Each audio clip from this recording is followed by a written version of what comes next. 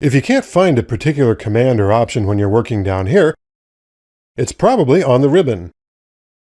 As you've seen, the commands on the ribbon change depending on what area you're working in: Mail, Calendar, People, or Tasks.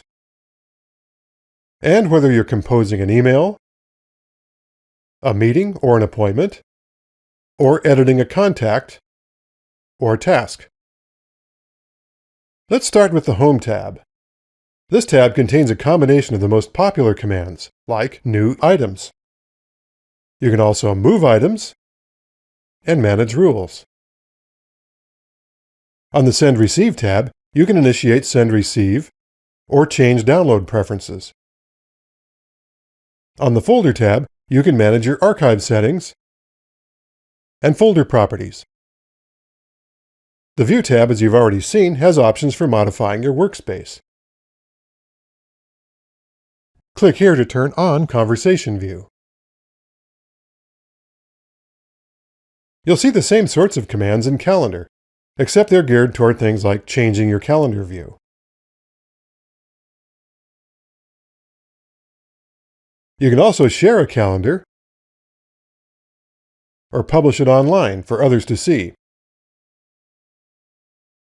In People, the ribbon has commands for organizing your contacts. For example, you can create contact groups, which used to be called distribution lists, or change how you view your contact list. In Tasks, the ribbon has commands for managing tasks, many of which are also available when you right-click an item. There's another kind of tab that appears only when you're doing certain things, like replying to an email in the Reading pane. In this case, you can use the Compose Tools Message tab to format the text or attach a file. After you send the email, the tab goes away. When you're composing or editing an item, you have commands to help you insert and format elements. For example, a meeting form has a Meeting tab, where you can open the Scheduling Assistant to help you add attendees. And a contact form has a Contact tab, where you can access the address book to help you fill out the form. They all have a tab for inserting things, like a table,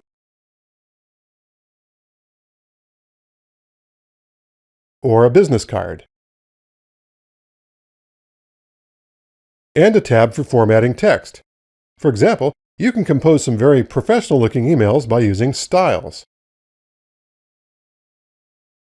The message form also has an Options tab, where you can add the BCC line and voting buttons. This is also where you can request delivery and read receipts.